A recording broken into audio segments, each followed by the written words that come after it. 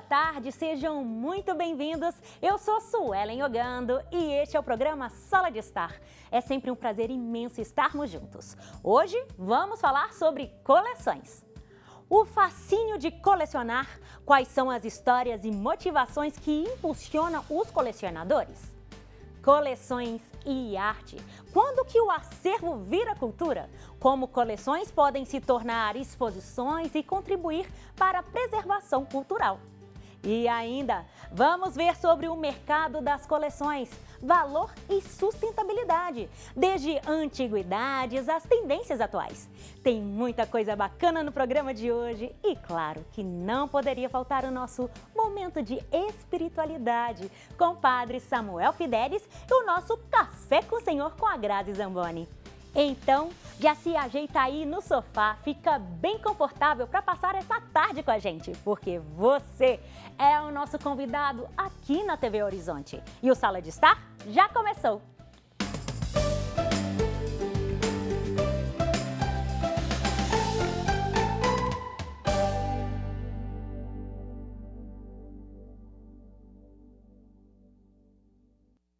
O que nos leva a colecionar? Memórias, emoções, fragmentos de um tempo que não queremos deixar escapar. Seja em livros, discos, filmes, objetos raros ou simplesmente recordações.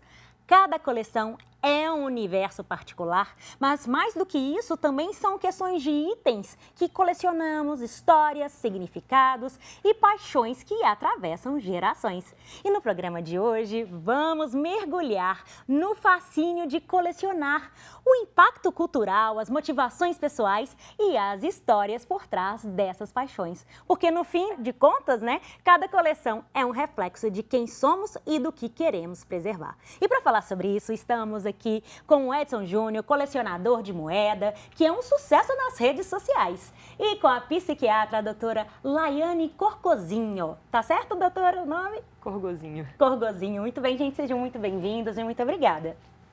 Obrigado. É um prazer estar aqui e poder falar um pouco sobre a coleção, sobre a numismática e a filatelia aqui no Brasil. Nossa, vai explicar isso tudo pra gente daqui a pouco, hein? Com certeza. Ô, doutor, vamos começar contigo, por gentileza, Porque a gente sempre pensa na questão de como que colecionar é importante e para algumas pessoas, e como que isso fica no psique das pessoas, Como que a gente consegue distribuir? Ah, isso é um hobby ou isso pode ser até uma questão de acumulação?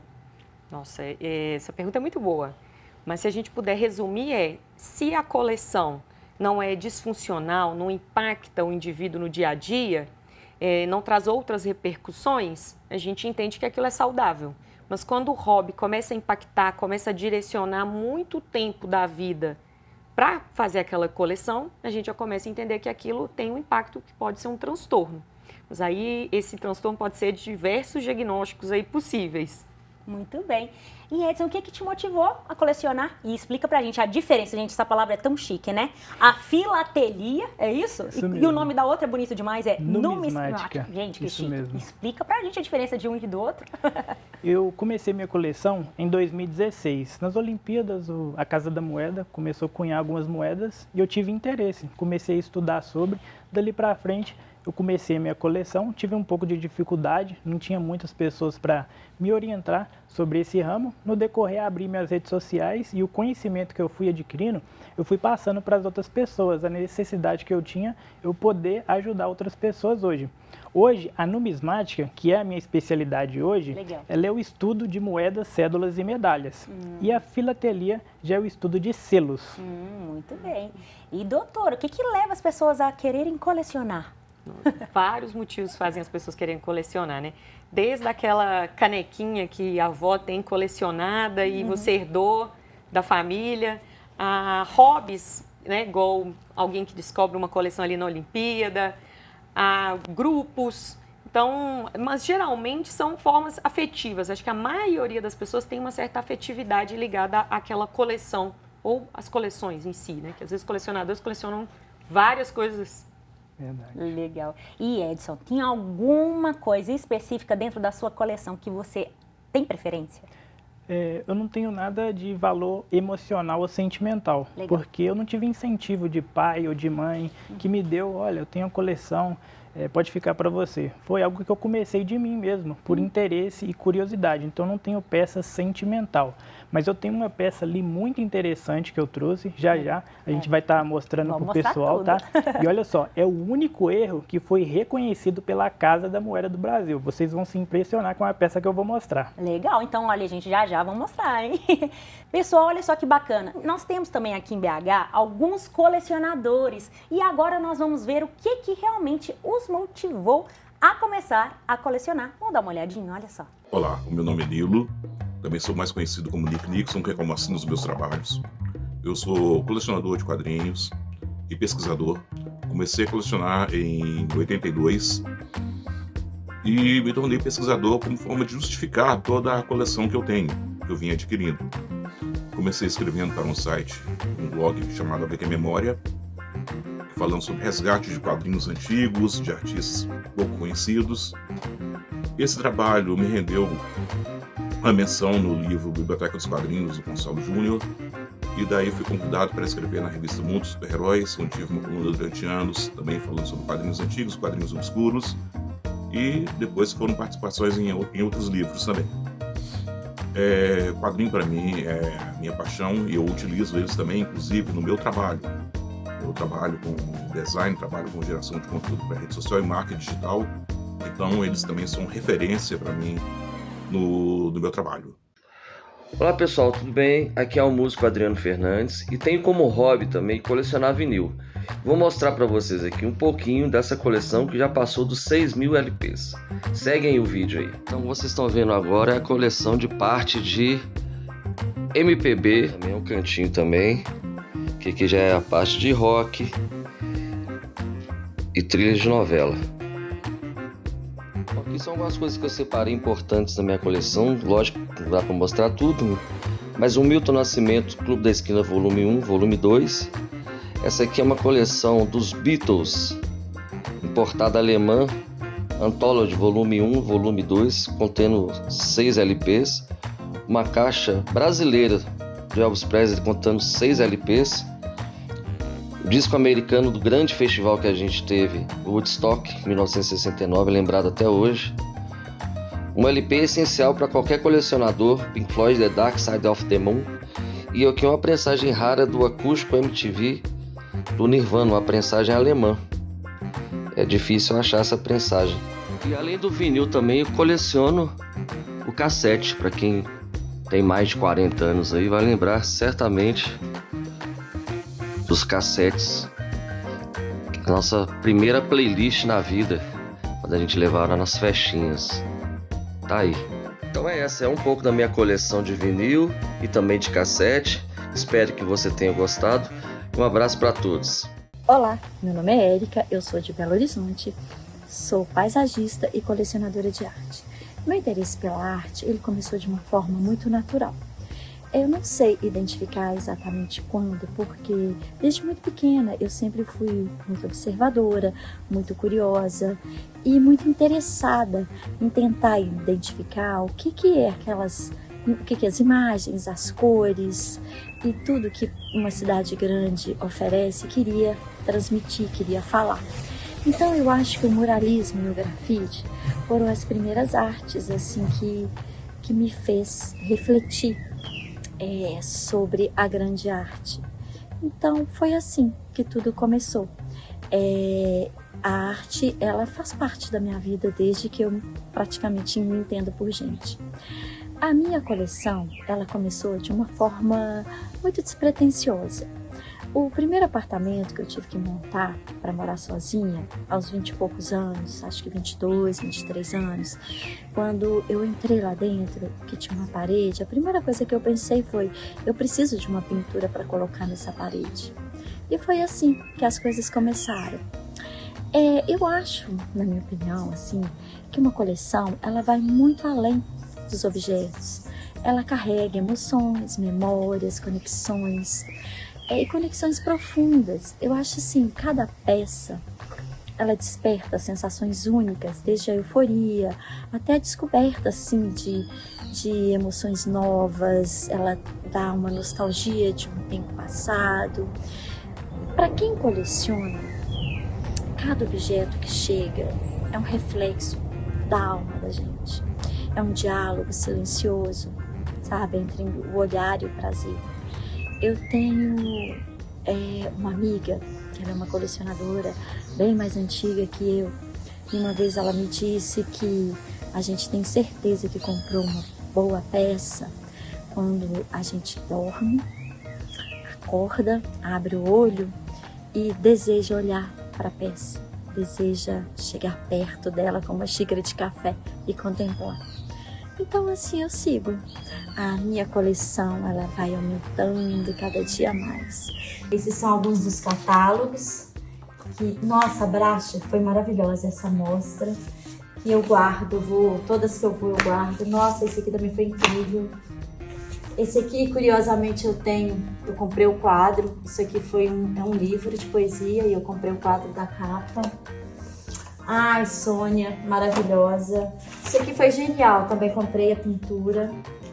Esse aqui é um artista contemporâneo maravilhoso, que eu tenho esse catálogo de uma amostra dele. Nossa, acho incrível. E, nem sei, tem muita coisa, tem mais coisa lá dentro. A Milka de Castro, genial também. Essa outra do Guido. Caravaggio, gente, isso aqui eu fiquei 2 horas na fila para poder entrar. Foi emocionante. E é isso, tem muita coisa. Então eu guardo porque algumas como Caravaggio, algumas que a gente não consegue ter no acervo, pelo menos fica a lembrança. Isso aqui foi incrível, Marcel Diogo no BDMG. Foi incrível, até comprei algumas. E é isso. Desali, genial também essa mostra, foi lá no Palácio das Artes, foi incrível. E é isso, tem muita coisa aí, muita memória. Muito legal, né, doutora? Excelente. Bacana demais. E na sua opinião, nós temos as questões dos acumuladores, que acumulam muitas coisas, né? Tem até várias séries, né, aí mostrando isso. Como é que fica essa questão para as pessoas? É importante diferenciar, né, o colecionismo de acumulação. Na acumulação, o indivíduo ele coleciona aquele objeto, ele tem muita dificuldade de desfazer, de desvincular daquele objeto, e muitas vezes aqueles objetos atrapalham basicamente a circulação. Quando não atrapalha é porque às vezes tem um familiar, uma mãe, às vezes é um posto de saúde que vai lá e limpa aquele local para aquilo ser transitável. Então, isso seria uma acumulação. Agora, no colecionismo, não. A gente vê que os indivíduos, eles guardam de uma maneira organizada, não tem esse comportamento de impedir um trânsito. Uhum. Muitas vezes, nas acumulações, não acumula também só objeto, né? Tem uma acumulação de um lixo, impedindo toda a funcionalidade da casa, do dia a dia. Sim. Agora, não só o transtorno da acumulação pode fazer os indivíduos acumularem. Pessoas com toque, transtorno bipolar, às vezes até autistas podem também fazer um grau de acumulação que é diferente de colecionar. Muito bem, verdade. E Edson, na sua vida, na sua trajetória, você teve algum grande desafio? Ou tipo, você teve que vender alguma coisa para poder ter aquilo que você queria? Olha, na verdade não, porque quando você entra no colecionismo, você tem que ter a cabeça centrada no quê? Você tem a sua vida fora do colecionismo, então o dinheiro que você investe, porque é um investimento na sua coleção, não pode afetar na sua vida, na sua família, então sempre tem que ser um dinheiro que você tem sobrando. Tem uns R$1.000 sobrando ali, então eu vou comprar algumas peças para minha coleção e vai comprando aos poucos. Que nem ela falou, não pode ser alguma coisa compulsiva, senão acaba atrapalhando na sua vida social, né? Verdade. E doutora, olha, nós já estamos acabando esse bloco e passou muito rápido, é muito bacana. Então nós vamos para a última pergunta depois. Você me mostra toda a sua coleção, hein? Que eu estou super curiosa. E doutora, na sua opinião, né? Essa questão do ato de colecionar, ele pode ser visto também como uma forma de construir identidade ou até mesmo pertencimento, né? Como é que isso fica e manifesta na vida das pessoas? Estava até conversando com o Edson um pouco antes. Na coleção, os indivíduos começam também a circular em grupos de colecionadores, encontros de colecionadores, às vezes para trocar ou mesmo para comprar. Tem essa questão afetiva, às vezes é um objeto que pertence à família e faz esse agrupamento familiar. Então, muitas vezes as coleções, sim, estão vinculadas a afetividades familiares, de grupo. A gente faz isso desde a pré-história aí. Bacana. Doutora, vou já fechar com você. Gostaria de deixar suas considerações finais sobre o nosso tema de hoje? É isso, colecionar é um hobby muito bom. É importante que as pessoas tenham hobbies, colecionar ou esportes, costura, aquilo que é do interesse e que agrega bastante para o dia a dia, para a qualidade de vida. Agora, se você entende que aquela coleção está tomando muito mais tempo, está atrapalhando no seu dia a dia, está impactando nas relações, aquilo pode deixar de ser um hobby para ser um transtorno. Muito bem. Agora eu tô super curiosa para ver toda essa sua maravilha de coleção. Vamos dar uma olhadinha, Edson? Mostra pra gente, doutora. Vamos lá também ver, menina. Olha que coisa bacana, olha. Vamos lá. Aqui eu trouxe parte da coleção, ok? Eu tenho muito mais coisa. E eu trouxe uma peça aqui bem interessante para mostrar para o pessoal que está em casa. Que é essa moedinha aqui, ó. Você olhando assim, você parece uma moedinha de 5 centavos. Esse daqui foi o único erro reconhecido pela Casa da Moeda do Brasil. Ele foi cunhado em 2012, estima-se que foi 40 mil unidades para circulação. Em 2012, a numismática não era tão aquecida como hoje, então teve várias pessoas que pegou essa peça, jogou fora, deixou guardado, não deu muita importância. E hoje é uma peça que é comercializada aí de R$ 1.200 até R$ 2.000. Uau. Ela pode ser vendida, tá? Legal. E eu trouxe várias outras coisas aqui. Ano passado, a Casa da Moeda também, ela pronunciou que as cédulas da primeira família do real vão começar a ser recolhidas, que elas foram emitidas até 2010, e vai ficar em circulação só as do segundo plano real, que são essas aqui. Qual é a diferença de um para o outro? Olha só, primeiro no tamanho e na estampa, tá vendo a diferença? Ó? Deixei uma de cada uma, olha só, elas têm uma Parece que é diferença. mais clarinha, né? A da segunda série, digamos. E aqui ela vai em degradê, ó, aumentando o tamanho. Chega na de 200, deu uma diminuída, ok? Muito bem. Aqui nós temos a cédula de 10 de polímero, que é comemorativa dos 500 anos do descobrimento do Brasil. A numismática, o colecionismo, é história. É a história que está estampada nas cédulas, é a história que está cunhada nas moedas. E isso a gente leva para a vida e passa de geração em geração. Legal. Agora sim, eu tenho um filhinho, sabe, doutor, que ama Pokémon. E isso daqui, menino, conta pra gente. Aquilo ali foi uma edição limitada. Ali você tem o Pikachu, que quando ele se transforma no Raichu. Entendeu? Então, é os dois, a edição limitada que teve. Muito bem, legal demais. E dentre isso tudo aqui, qual que é o item mais caro ou mais valioso? Olha, a gente pode falar que é essa centena da cédula de R$1. São 100 cédulas de R$1 e está com a cinta original do Banco Central do Brasil. Cédulas nunca circuladas. Uau! Então, uma centena dessa hoje é comercializada aí de R$ 1.300 e pode chegar até R$ 2.500. E como é que você conseguiu ter, né? Conseguiu colecionar? Você foi no banco? Onde que você parte, né? No caso, eu tenho amigos colecionadores, comerciantes, então a gente tem acesso a coisas limitadas também. Então tem um grupo de colecionadores que vocês conseguem ter comerciantes acesso a eles, e tudo mais. Isso Legal, mesmo. Gente, maravilhoso. Deixa pra gente o seu arroba aí, gente. Ele só tem 435 mil seguidores? Mais ou menos. Coisa pouca, gente. Deixa seu arroba mais uma vez aí pra quem quiser, né, ter acesso também, a ter conhecimento. Pode deixar pra gente. Meu Instagram é Moedas do Brasil, com 2 L's. É um perfil de numismática, filatelia, onde eu tento impactar inicialmente o iniciante e o intermediário que quer começar uma coleção aí. Muito bem. Muito obrigada, parabéns pelo seu belo trabalho. Doutora, muito obrigada também, viu? Foi ótimo ter falado. Muito obrigada, gente. Toda coleção guarda uma história, mas quando ela se expande para além do pessoal, ela se torna um acervo. Nasce algo maior, um registro vivo da nossa cultura, seja em museus, bibliotecas ou coleções particulares que ganham o mundo. Preservar objetos, obras e registros é também preservar a memória, a identidade e expressões artísticas que moldam a nossa sociedade. E no bloco de hoje vamos explorar como o colecionismo se transforma em patrimônio, como essas coleções contribuem para a preservação cultural.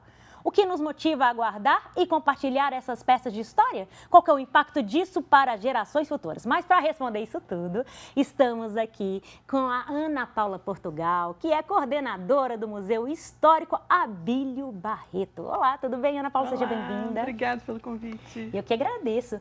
Ana Paula, conta pra gente, né? Como que as coleções de museus, elas ajudam a preservar a memória cultural de uma cidade como Belo Horizonte, né? E há algum acervo que represente especialmente a identidade local? Ah, sim, essa pergunta é bem interessante. A gente posso começar respondendo que o próprio casarão da Abílio Barreto representa, né, um período da história da cidade, antes de existir Belo Horizonte, né? É um artefato, vamos dizer assim. O Abílio Barreto, quando ele funda o museu e vai fazer essa prospecção de acervos, ele estabelece que o casarão é o acervo número 1. Legal. Na catalogação que ele faz, ele coloca o casarão como acervo número 1. Então, além de ser o próprio suporte, vamos dizer assim, a própria edificação que abriga o museu lá em 1943, o casarão também ele é tratado como um acervo, né? Então, a Abílio Barreto já tinha essa visão. Muito bom. Vanguardista, né? Maravilhoso. E você falou de coleção, e o Abílio Barreto ele tinha essa visão, né, do colecionismo. Então, quando ele começa a trabalhar no arquivo histórico de Belo Horizonte, ele começa já a ver esses artefatos, quadros, documentos, né, da época do Arraial também. Legal. E do início da vida da cidade, né? Então ele já começa a juntar esses artefatos, esses objetos. E quando Juscelino Kubitschek vira prefeito, e os dois juntos chegam à conclusão de que Belo Horizonte merecia um museu. Então, acaba sendo que o casarão estava lá, um pouco sem uso, né? E eles acabam escolhendo o casarão para abrigar esse museu. E então, Abílio traz muitas coisas do arquivo da cidade para o museu, né? Então, falando de colecionismo, o Abílio também um grande tinha colecionador. essa visão. Eu conheço muita história dele de leitora, por isso que eu falei, gente, nenhum museu seria melhor para falar sobre o que a gente está tratando no programa do que o Museu da Abílio, né? Agora, Ana Paula, uma coisa que é muito curiosa é sobre a questão de como a gente consegue ter essa curadoria, né, para escolher dentre tantos objetos, tantas coisas colecionáveis, mas para trazer para o museu, por exemplo. Qual é o grande desafio? Esse é um desafio grande, porque o museu não cabe tudo dentro do museu. Exato. Então, a gente tem que fazer escolhas, né? Então, cada época, cada equipe que trabalha no museu vai tendo uma visão do que é necessário, o que é importante para representar a história da cidade, né? Porque o Museu Abílio Barreto é o museu da cidade de Belo Horizonte, né? Então, a gente vê lá no início, Abílio Barreto, o outro pesquisador que tinha, Raul Tassini, eles têm uma visão muito voltada para uma história oficial, do que já foi demolido, que vamos guardar, esses fragmentos, né? Então, a gente tem lá as chaves do Arraial, espelhos de porta do Arraial, a primeira mesa do Correio. Uau. Então, assim, eles tinham essa visão. Ao longo do tempo, existe o desafio também, o museu é uma instituição permanente, mas ela também é dinâmica. Porque a gente tem que acompanhar o nosso tempo, né? Então, a gente vê na estrutura de desenvolvimento do acervo, quando a gente se debruça, estuda melhor, que essa visão do que coletar para ficar dentro do museu vai mudando, né? Então, por exemplo, atualmente a gente tem uma outra visão, a gente acha também que a gente tem que ter uma estrutura para coletar o patrimônio material, importante, né? Da visibilidade a outras narrativas que ficaram apagadas, né?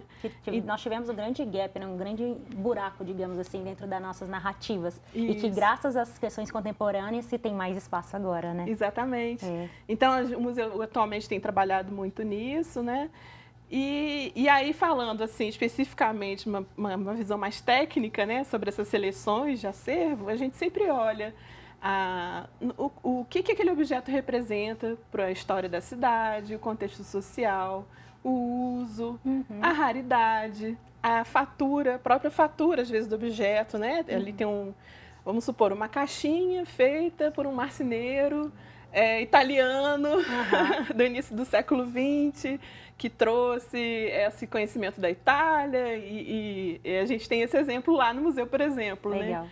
Então, assim, cada caso é um caso, e tem uma comissão, o museu tem uma comissão, todos os museus da prefeitura trabalham dessa forma, tem comissões internas de avaliação de acervo, que a gente chama Comissão Permanente de Política de Acervo. Legal. Então, a gente avalia todos os aspectos dessa proposição, né? Muitas pessoas fazem proposições de doação. O casarão, como eu falei, né, a gente considera também um acervo, tem um tratamento, vamos dizer, museológico, não só com esse olhar do patrimônio arquitetônico. Mas a gente também tem uma outra perspectiva de tratar a cidade como patrimônio, como um lugar também de discutir memória, identidade. Então, a gente já teve projetos sobre a Praça 7, sobre lugares icônicos, assim, né? Algumas edificações também, né? A Lagoa do Nado. Enquanto patrimônio arquitetônico, também um espaço urbano bem importante, né? Então, a arquitetura também tem esse olhar junto do museu. Bacana. Ana Paula, estava muito legal nessa conversa, mas já estamos acabando o nosso bloco. E aí eu gostaria, por gentileza, que você fizesse as considerações finais sobre este tema que estamos tratando hoje. Eu acho que sempre é muito bom receber propostas de doação no museu, né? Mas é isso, a gente tem vários critérios, porque nem tudo cabe dentro do museu. Sim. E assim, enfatizar que esses acervos estão dentro do museu porque a gente explora nossa memória, nossa identidade, e sempre com um olhar também contemporâneo, né? Então, a gente, na época que o museu foi inaugurado, os acervos foram expostos de uma maneira, hoje em dia os acervos são expostos de outra forma, com outras narrativas, com outros olhares. Então, os acervos nunca deixam de ter suas importâncias. E lá no museu eu destaco a coleção toda. A gente não tem assim um objeto tão importante, icônico, mas a gente tem quase 80 mil itens, né? É um lugar de pesquisa muito importante. A gente recebe muitos estudantes de todas as universidades, né? Estudantes também de segundo grau que queiram fazer pesquisa. Então é isso, eu convido todo mundo a visitar o museu. Isso mesmo. Muito obrigada, Ana Paula, pela sua presença, viu? Obrigada. No mundo das coleções, o valor de um item vai muito além do seu preço. Algumas peças se tornam investimentos, outras carregam histórias que as tornam inestimáveis. Mas como que funciona o mercado do colecionismo? O que determina o valor de um objeto raro? E em um tempo de consumo consciente, como equilibrar a paixão por colecionar com a sustentabilidade? Para falar sobre isso, estamos com especialistas em obras de arte, leiloeiro, o Eroflim Lopes, e com a cofundadora do Roupagem, a Ana Cláudia. E para explorarmos mais sobre o mercado das coleções, né? Dentro das questões da valorização dos itens, a importância da preservação. Gente, é muita coisa bacana. Vamos começar já com o Ero. Ero, muito obrigada, viu, gente, pela presença de vocês. Obrigada pelo convite. Menino, conta pra gente, como que é esse mercado de coleções, né? Porque teve uma questão de que tem alguns itens que são mais colecionáveis também, não é? Boa tarde, gostaria de agradecer a oportunidade de estar aqui no programa Sala de Estar e tratar sobre esse assunto, essa questão de valorização, de colecionismo, é uma coisa bem complexa, até porque tem itens que às vezes, tem obras, né, que às vezes ficam 30, 40 anos sem ter seus valores aumentados. E depois acontece alguma releitura, né, de determinados artistas que seus preços culminam em grandes valores.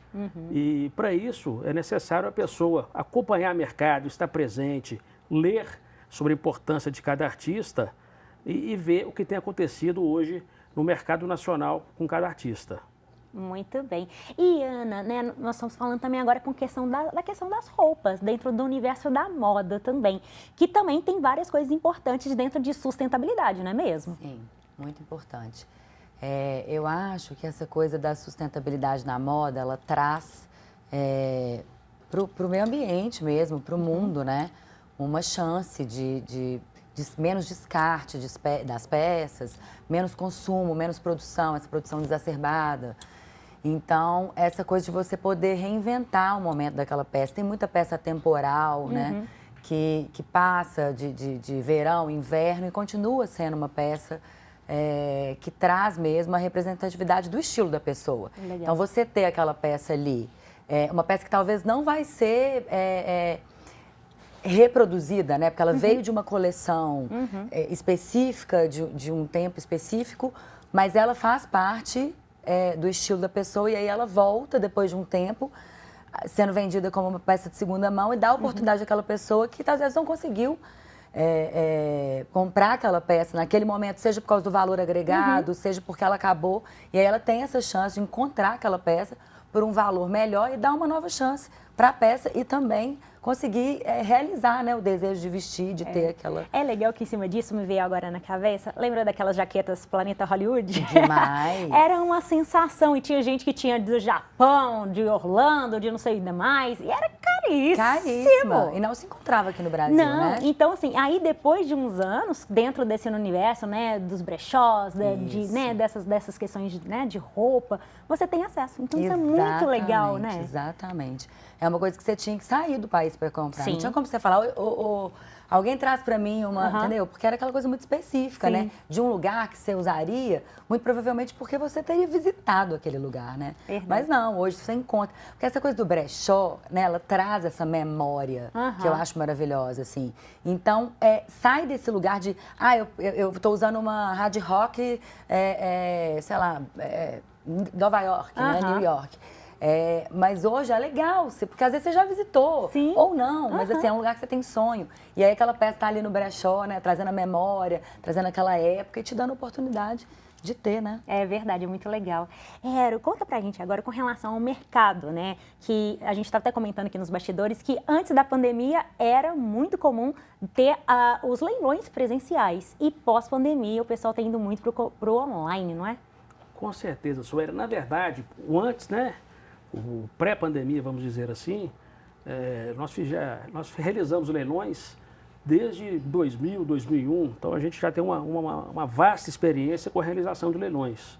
Já realizamos mais de 100 leilões em diversas cidades, em vários estados do país.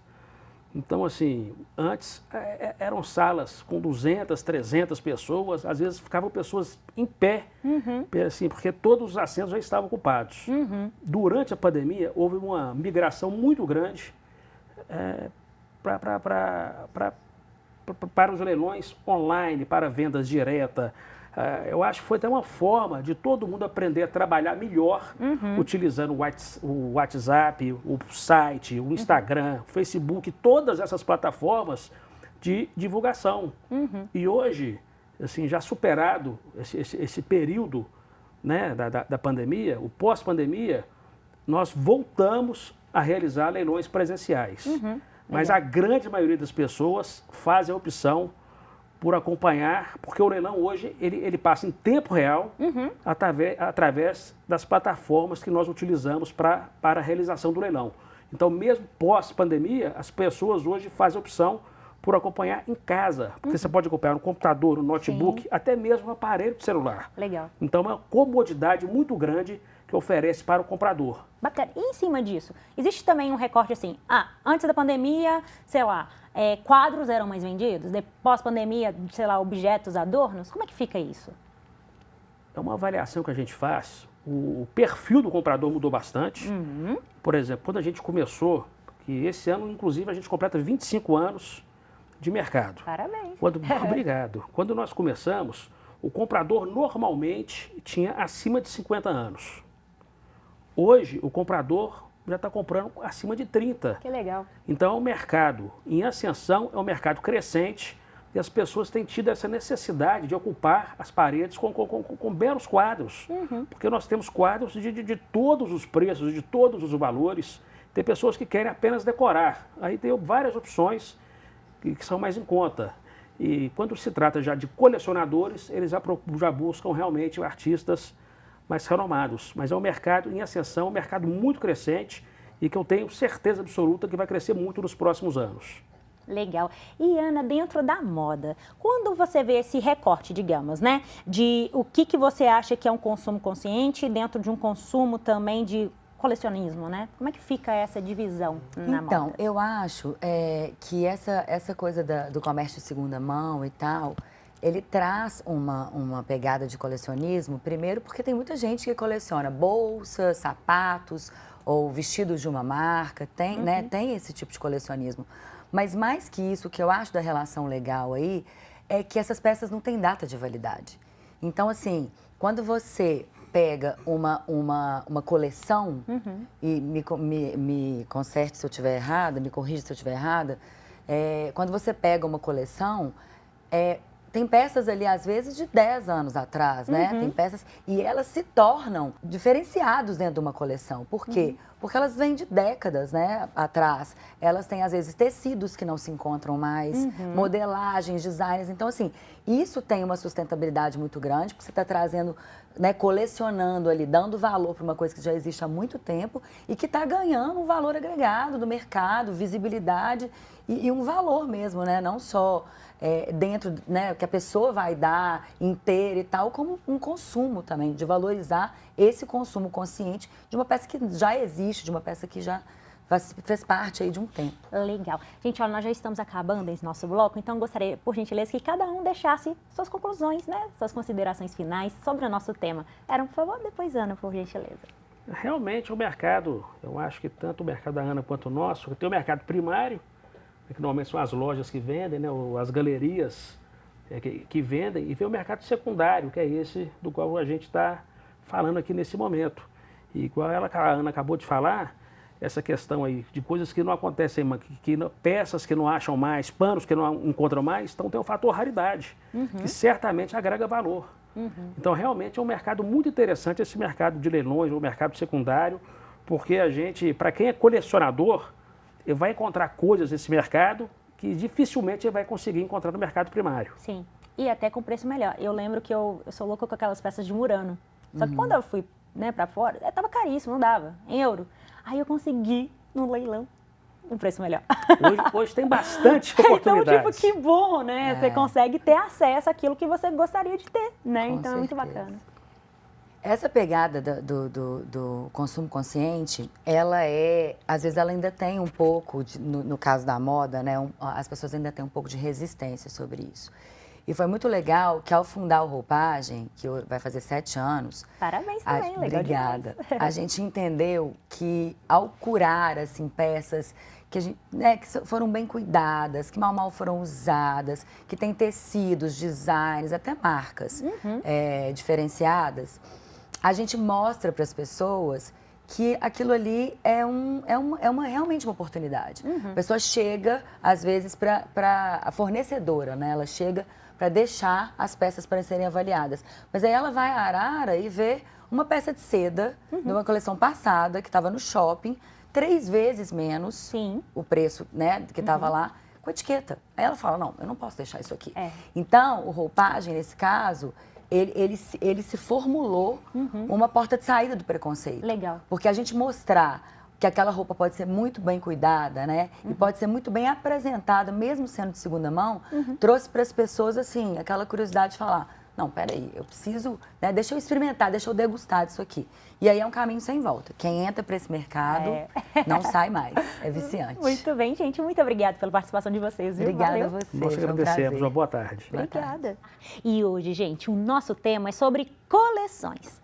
Só que hoje está um pouquinho diferente, porque no mesmo bloco nós vamos ter 2 pessoas queridíssimas, que é o Padre Samuel Fidelis e a Grazi Zamboni. Oi, gente, tudo bem? Que café maravilhoso hoje! Está diferente. Ai, que legal gravar. Vem sempre por aqui, né? Só às vezes. Muito bem, gente, nós estamos falando hoje sobre coleções, né? Então nós tivemos várias pessoas aqui representando o Museu Abílio Barreto, né? Falando também da questão, das questões de leilões e tudo, muito bacana. Só que também nós temos aquelas perguntinhas sempre que mandam pra gente, né? Pro Padre Samuel. Claro. Vamos começar o programa por essas perguntas? Bora lá. Então vamos ver o que uma pessoa falou pra gente. Vamos dar uma olhadinha. Padre Samuel, qual o item mais curioso colecionado na história da igreja? Eu acho as relíquias todas muito curiosas. dente de Santa Polônia, cravo da Cruz de Cristo, leite de Nossa Senhora. Então eu acho que tem algumas coisas curiosas. O fato é que a igreja tem essa tradição das relíquias, né? Dessa conservação daquilo que ela considera como um símbolo da fé, como que possibilita uma comunicação com o divino. Mas ao longo da história, algumas coisas que eu diria curiosas, para ser generoso. Legal. Ô Gra, e dentro, né, da sua área, dentro da terapia, né, dessas questões emocionais, como que você vê essa questão de artigos religiosos que ajudam na fé e provavelmente também nas questões emocionais, certo? Desde que não seja acúmulo, né? Ah, sim, os acumuladores falamos inclusive também. Não sendo acúmulo é bem visto, né? Pode ser um momento de hobby daquela pessoa, né? Para ela sair daquele conflito pessoal, um escape mesmo, né? É ao risco também da superstição, que é uma coisa que não condiz com a fé cristã. A nossa relação com os objetos, ela não é uma relação mágica, supersticiosa, mas é de entender os objetos na sua relação simbólica, como uma taça que nós recebemos num dia do casamento, ou como um presente, ou como uma xícara, uma mesa bem posta. Tudo isso tem uma relação simbólica, nós simbolizamos as coisas. Então os objetos têm que estar nessa dimensão também. Eles comunicam afeto, transcendência, lembranças, valores. Não de amuleto, né? Porque daí exato. vai levar para outro campo e não vai fazer bem, né? Porque o amuleto é uma falta de confiança em si mesmo, porque uma pessoa que já tem experiência suficiente com a vida ou com chifre não vai acreditar em horóscopo. Que ótimo. Não é questão de virginiano não poder casar com ariano, é questão que você não vai poder casar com uma pessoa que tem outros valores. Né? O signo é o de menos. Verdade. Então não é uma questão de dar às coisas, aos objetos, uma solução para aquilo que diz respeito à nossa lucidez, à nossa interioridade, à terapia em dia, enfim. Não é o objeto que vai trazer isso para nós. É verdade. Vamos para a nossa próxima pergunta? Vamos ver, olha só que legal. Padre Samuel, por que as relíquias religiosas são tão valiosas e procuradas por colecionadores? Por conta do início da fé. A igreja sempre entendeu que o verbo se fez carne. Portanto, Deus toca a nossa história, nossa matéria e o nosso corpo. Então, o corpo, ele, na perspectiva cristã, não obstante as influências platônicas, ele não é apenas um receptáculo da alma, como se ele fosse dispensável. O corpo faz parte da pessoa. Então, um pedaço do corpo, um resquício daquele corpo que foi um templo de Deus, continua dizendo, daí esta ideia. Agora, é claro, isso depois evoluiu para questões macabras, vou dizer uma aqui com todo respeito aos carmelitas. Mas quando Santa Teresa d'Ávila morre, poucas horas depois, não tinha nem esfriado o cadáver, picotam ela inteira. Puxa! Guarda só o coração. Aí o coração está preservado. Então, para fazer relíquia. Então, nós já tivemos movimentos assim que eu acho que eles são um pouco ansiogênicos, sim. Mas a ideia, a essência desde o início é isso, que o corpo que foi um templo de Deus, um instrumento dele, continua sendo o veículo das graças divinas. Verdade. E Gra, o que você pensa a respeito? Eu fico, assusto, né? Não sabia desse detalhe e eu acho que é interessante trazer para que as pessoas também tenham cuidado com isso, né, gente? A gente tem que tomar muito cuidado com os excessos em todo sentido, né? Com certeza. Eu acho que, né, na psicanálise a gente pega nesse ponto, né, pai? Poderíamos até dizer que esse apego ao objeto, nessa compreensão de que o objeto simboliza uma relação neurótica com o objeto, é uma maneira de lidar com a angústia. Então, às vezes a pessoa, por exemplo, um parente morreu e aí fica apegado, não entra no quarto. Eu lembro dos movimentos mais bonitos da minha família, quando a minha irmã faleceu, ela tinha 8 anos de idade. Então, nós doamos tudo que ela tinha. É no movimento de desconsideração a ela? É claro que não, mas no sentido de que até a morte pode ser fecunda. Então eu tenho muito claro na minha mente quando nós somos a um orfanato entregar aquilo que eram as roupinhas, as coisas da minha irmã, para dizer desse movimento, quer dizer, não vamos ficar pegados, é uma vida que significou, é um luto do qual nós ainda sentimos, evidentemente, mas que não é depressivo, não é mortífico, mas que abre-se para a esperança do reencontro e para essa compreensão de que mesmo não estando mais aqui, o que diz respeito a ela continua fazendo bem, como lembrança, como alegria. Então, eu acho que é uma dimensão bela também, para não ficar ali preso, né? O quarto não mexe. Sim, então, a memória. Ressignificou, né? Ressignificar, é tudo, né? Porque senão não me serve, por que eu tenho que ter aquilo? Agora é uma coleção, nós estamos falando, né? Claro. Aí, mas a partir daquele momento que eu tenho uma coleção, e se essa xícara do padre e me incomoda, então também tem algo errado. Sim. Tem um apego. Né? O apego não é bom. Verdade. Concordo. Daí a ressignificância entra aí. E além do mais, agora também vem uma questão na minha mente agora de abençoar outras pessoas. Né? Sim, a sua coleção exato. pode abençoar outras pessoas, podem chegar a outras pessoas que realmente necessitam daquilo. Né? Imagina Isso um é muito orfanato, belo, que lindo. porque e quando você tem elementos, vamos imaginar, né? Uma louça antiga de família e por aí vai. Entender que aquilo vai passando de geração em geração. Há famílias que têm essa tradição, por exemplo. Eu conheço uma de uma grande amiga que é a Ana Guerra. A tradição tem um anel que já passa para a família há muito tempo. E esse anel vai sendo entregado sempre à primeira filha mulher que nasce na próxima geração. Então é um movimento muito bonito, quer dizer, a avó vai passar para a primeira neta, que vai passar para a filha, então a primeira que nasce vira uma depositária deste anel. Então isso é muito bonito, esse movimento. Verdade. Agora tem uma questão, né? Falando em passar, tem uma amiga que casou há pouco tempo lá nos Estados Unidos e a tradição era da família do marido de passar o vestido que vinha da avó. Só que não estava na tradição da família dela. Brasileira. E o vestido era feio. Então, essa fofoca. Imagina olhar para o vestido. Só para simplificar, ela não casou com o vestido. Mudou o marido também? Não, o marido permaneceu, mas eu acho que ela travou uma guerra com a sogra. Que ela ficou com pior. Tem aqueles reality shows lá dos Estados Unidos que mostram essas roupas e justamente isso, você pega assim, aí tenta levar um pedaço do tecido para outra moça ir lá reformar para tentar ser mais possível. Isso tem que ter um cuidado, né? Porque assim, celibato. Pensou, a sogra de repente tinha uma estatura diferente. Eu sou alta, pego minha sogra mais baixa, como é que ia fazer, né?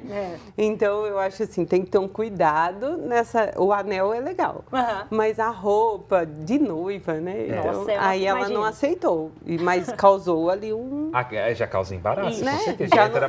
Já entrou com erro, né? Aí vive o celibato. Muito bem. Vamos para a nossa última pergunta, gente. Olha só. Padre Samuel, qual o significado espiritual de se colecionar objetos religiosos como medalhas e imagens?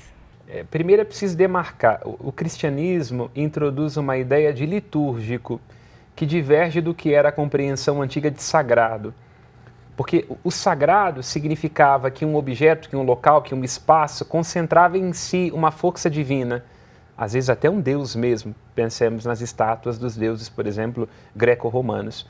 O cristianismo rompe com isso, em primeiro lugar, porque no Antigo Testamento fica muito bem demarcado que o Deus de Israel não tem nem nome, nem templo, nem lugar. Portanto, ele está presente em todas as coisas, mas não se aprisiona nelas. Nenhum lugar, espaço é capaz de esgotar o que Deus é. O cristianismo, então, ele faz uma espécie de dosagem. Ele pega esse radical compromisso do Antigo Testamento em demarcar que Deus não pode ser um objeto manipulável, não pode se tornar um amuleto, mas, ao mesmo tempo, também entende essa nossa relação simbólica com a importância que a gente vai estabelecendo com as coisas. E aí ele cria o litúrgico. O litúrgico esse cálice aqui foi celebrado pelo Papa tal. Esse Papa virou santo, então se torna uma relíquia, porque teve contato com esse santo. Mas se quebrou, paciência, faz outro. Então o cristianismo tem essa relação. Sim. Nós entendemos que é uma igreja, um espaço onde é que apareceu Nossa Senhora, então temos um lugar de veneração. Mas eu não preciso de ir lá necessariamente para ter uma relação com a Virgem Maria. Sim. Nós entendemos que Jerusalém é o lugar onde é que Deus passou, Jesus passou. Mas não pavimentaram de novo essa rua? Então não precisa ficar, entende? Então o cristianismo ele traz uma relatividade que concilia tanto o compromisso com o espaço, com o objeto, entendendo a importância dele, o legado, a simbologia, mas ao mesmo tempo entendendo que não é um fim em si mesmo. Então pode ser e pode não ser. Verdade. Eu ia citar uma marca, mas não está patrocinando a gente aqui, não. Muito bem. E você, Gra, o que você acha? Bom, que nem se pega uma medalha. Vamos falar da medalha de São Bento? O pessoal usa, mas será que sabe o significado? Quando eu digo a cruz sagrada seja minha luz, quer dizer, não adianta eu carregar a medalha se eu não me projeto na cruz. Claro. Verdade. Né? Então, assim, eu aceito o que a cruz me dá. Entende? Você tem noção daquilo que você está rezando, falando ali e usando. Então, eu acho que é esse o significado de se usar uma medalha. Legal. É compreender, assim, o que eu estou, né, buscando naquilo, me reflete algo, senão vira uma ideologia ou uma idolatria também. Uma idolatria também. E Jesus tinha muita preocupação com isso. Ele foi muito crítico durante o seu tempo com essa relação ritualística, de amuleto com as coisas. Quer dizer, o sábado foi feito para o homem, não o homem para o sábado. Não é o que entra no homem que o torna impuro, mas o que sai. Sim. Então, Jesus era muito crítico dessa relação supersticiosa, essa relação, poderíamos dizer assim, neurótica, paranoica com objetos. Legal, verdade. Fica assim. Pessoal, o bloco já está acabando e eu gostaria que cada um deixasse suas considerações finais sobre o nosso tema. Padre Samuel, por gentileza, depois grava. As minhas considerações finais é que uma das características muito tristes da sociedade contemporânea é que nós estamos perdendo a capacidade de simbolizar as coisas. Estar num momento como esse, sentar à mesa, poder dialogar, alimentar-se da alma do outro, tem se tornado cada vez mais raro. Então é muito importante recordarmos a importância do rito. Porque os ritos, Dom Valmor cita muito isso, ele fala que os ritos nos civilizam. Então, sem o rito da mesa, sem o rito do horário de fazer isto ou aquilo, sem o rito do encontro, a gente se torna mais bestial, mais animal. Então, para sermos homens e mulheres civilizados, homens e mulheres sagrados, precisamos de ritos, de simbolizar as coisas, né? De sacralizar o tempo, o espaço. Isso é importante. Estamos perdendo muito isso. É verdade. Vou pegar um gancho, como gosto de mesa, né? Eu acho que a mesa é lugar de memórias, né? Aqui nós podemos construir grandes memórias, né? Bons papos e também momento de discussão, né? Nós temos reuniões em mesa, né? Então, que seja para nós a mesa sinal de unidade, também nos confrontos que a gente possa se encontrar, né? E chegar no final com uma mensagem positiva de que foi necessário aquele momento, aquela partilha para que se acontecesse algo melhor, né? Legal demais. Que possa sair o melhor de cada um de nós. Verdade. Pessoal, eu tive uma notícia super interessante nos bastidores, que o Padre Samuel, gente, conta pra gente a sua relação com o bolo Emaús. Então, a confeitaria Emaús é um destes sonhos de Dom Valmor. Logo quando nós mudamos para o convívio Emaús, 2018, se não me falha a memória, ele entendeu que seria importante para os seminaristas já começarem a antecipar aquilo que é um grande desafio nosso como padre, que é agregar valor às coisas. Legal. Do ponto de vista financeiro também, porque a gente precisa de sustentabilidade para manter a igreja, mas também no sentido de dar a conhecer e de convencer pessoas, seduzindo-as com o projeto. E a confeitaria Emaús surgiu nesse contexto. Começou com algumas receitas, né? Lembra que as primeiras receitas do bolo Emaús era da Vera Crioula, que é uma grande amiga do arcebispo. Também a farofa da Graça, que é também uma pessoa que é muito próxima a ele, antepasto, uma pessoa fascinante, muito dedicada. E a partir daí se desenvolveu essa ideia da confeitaria Emaús. E eu, modéstia à parte, participei ali desse primeiro momento, onde a confeitaria era aquela coisinha ali da cozinha, o bolo ficava dentro de uma sacola, intuindo novas receitas, intuindo essa embalagem. Que legal. Então, assim, é um processo que diz muito ao meu coração, né? Porque participei desde o primeiro bolo Emaús, o primeiro instante, era eu que comprava as coisas e largava um pouquinho a aula da PUC para ir atrás ali no Água Branca para começar a comprar essas caixas. Então, que legal. Sou filho também dessa confeitaria, né? Então, tenho uma relação afetiva muito forte com esses sabores Emaús, né? Fazem parte da minha vocação. Bacana demais. Ó, gente, então vocês já sabem, né, que essas e outras delícias são lá do convívio Emaús, tudo preparado com muito amor e carinho, igual os produtos feitos em casa. E hoje nós vamos experimentar, gente, olha só, o bolo de cenoura com chocolate. Modéstia à parte é meu favorito. São muito bons. Então hoje, para essa mesa especial, falei, nada melhor do que um bolo mais do que especial. Então é isso, gente. Olha, vocês podem entrar em contato pelo telefone 33 75 22 33, o DDD é 31, né? Ou pelo perfil @saboresemaús. E você pode rever as nossas entrevistas e matérias do Sala de Estar lá no canal da TV Horizonte, no YouTube, assistir a nossa programação em tempo real. Aproveite e siga também a gente nas redes sociais, sempre criando, né, Padre Samuel? Isso é importante. Sempre projetos legais, né? Muitos projetos legais, tem coisa muito boa aí para a Rede Catedral de Comunicação neste ano. Isso mesmo. Então, gente, ó, fique de olho. Eu sou a Suelen Ogando e é um prazer imenso estar com vocês. Acompanhe todas as nossas programações, os programas que estão aí na nossa grade. É sempre bom ter a opinião de vocês. A gente quer ouvir, né, Padre Samuel? Vocês também lá acompanhando, né, Gra? Com comentando certeza. nas nossas redes sociais. Respondemos. Né? Uma TV e uma rádio feita por você e para você. Exatamente. Isso mesmo. Com muito Gente, muito obrigada, Obrigado, Padre Samuel. até breve. Muito obrigada. Muito bom, Suelen. Obrigada. Obrigado, Grazi. Muito bom, Zamboni. gente. Bora. Gente, então nosso programa fica por aqui e até mais.